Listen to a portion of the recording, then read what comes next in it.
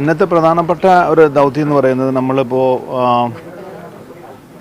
പുഞ്ചിരിമട്ടം അതുപോലെ ആ ഭാഗത്തൊക്കെ എല്ലാം ക്ലിയർ ആയിട്ടുണ്ട്. കാര്യമായിട്ട് ഒന്നും പ്രതീക്ഷിക്കുന്നില്ല. ഡൗൺ സ്ട്രീമിലാണ് നമ്മൾ കൂടുതൽ കോൺസെൻട്രേറ്റ് ചെയ്യുന്നത്. ആൽമോസ്റ്റ് എല്ലാ സ്ഥലത്തും എല്ലാ പരിസരത്തും നമ്മളെല്ലാം സെർച്ച് ചെയ്ത് കഴിഞ്ഞു. എന്നാലും നമുക്ക് ഒരു പ്രതീക്ഷ ഉണ്ട്. പക്ഷേ എല്ലാ സ്ഥലത്തും നമ്മൾ പോകുന്നില്ല. ഇന്ന് നമ്മൾ ഡൗൺ സ്ട്രീമിലാണ് കൂടുതൽ കോൺസെൻട്രേറ്റ് ചെയ്യുന്നത്. അതെ, ചൂരൽമല ഭാഗത്തും ഈ പുഴയുടെ പരിസരത്താണ് കൂടുതൽ നമ്മൾ കോൺസെൻട്രേറ്റ് ചെയ്യുന്നത്. പിന്നെ അതുകൂടാതെ ഇനി മിസ്സിങ് കൂടുതലായതുകൊണ്ട് എവിടെയാണ് അവരുടെ മൃതശരീരങ്ങൾ തങ്ങിയിരിക്കുന്നത്, അതാണ് പ്രധാനപ്പെട്ട ഒരു ചോദ്യം. അതിനുവേണ്ടി കുറേ നമ്മളിപ്പോൾ ഡ്രോൺസ് ഉപയോഗിച്ച് നമ്മൾ നോക്കുന്നുണ്ട്. പിന്നെ ഇതുകൂടാതെ കോണ്ടർ മാപ്പിങ്ങിൻ്റെ ഡിഫറൻസ് പരിശോധിച്ചിട്ട് ഇപ്പോൾ GPS ഉപയോഗിച്ച് ഫ്ലാഗ് ചെയ്തിട്ടുണ്ട് ഓരോ സ്ഥലങ്ങൾ. കാരണം എല്ലാം റാൻഡമായിട്ട് എല്ലാ സ്ഥലത്തും കുറിച്ചിട്ട് കാര്യമില്ലല്ലോ. അപ്പോൾ അങ്ങനെ നമ്മൾ പല രീതിയിലും ടെക്നിക്കൽ ഹെൽപ്പ് കൂടി ചോദിച്ച് മനസ്സിലാക്കിയിട്ടാണ് ഇപ്പോൾ ചെയ്തുകൊണ്ടിരിക്കുന്നത്. പരമാവധി നമ്മൾ ശ്രമിക്കുന്നു.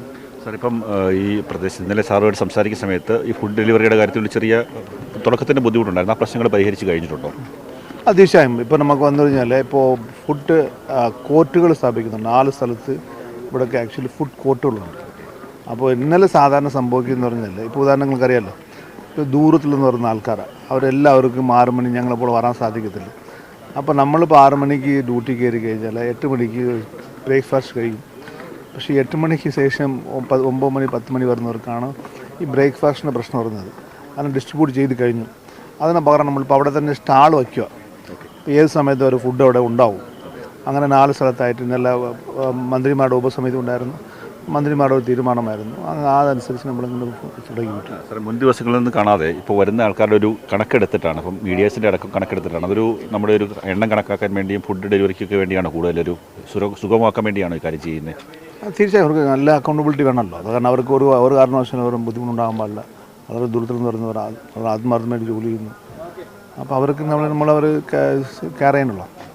ഇപ്പം എത്ര പേര് കുടുങ്ങി കിടക്കുന്നു എന്ന് കണക്കെടുക്കുക നമുക്ക് അസാധ്യമാണെങ്കിൽ പോലും നമ്മുടെ ഒരു അപ്രോക്സിമേറ്റ് കണക്കെങ്കിലും നമ്മുടെ ഉണ്ടോ, എത്ര പേരെ കണ്ടെത്താനുണ്ട് എന്നുള്ളത്?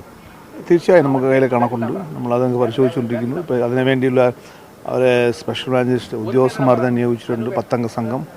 അത് അവർ ക്വസ്റ്റ്യൻ ചെയ്യുക. അവർ പരമാവധി ആൾക്കാർക്കെല്ലാം കണ്ടെത്തിക്കൊണ്ടിരിക്കുന്നു. റവന്യൂ കാർഡുണ്ട്. അങ്ങനെ പല ഡിപ്പാർട്ട്മെൻറ്റുകളിലെ ഒരു ഏകീകരണമാണ് ഇപ്പോൾ നടന്നുകൊണ്ടിരിക്കുന്നത്. അത് തീർച്ചയായും ഇപ്പോൾ എല്ലാ ലെവലും ഇപ്പോൾ കാരണം ഇവിടെ നിന്ന് ചെയ്തുകൊണ്ടിരിക്കുക. ഓക്കെ സാർ, വളരെ നന്ദി.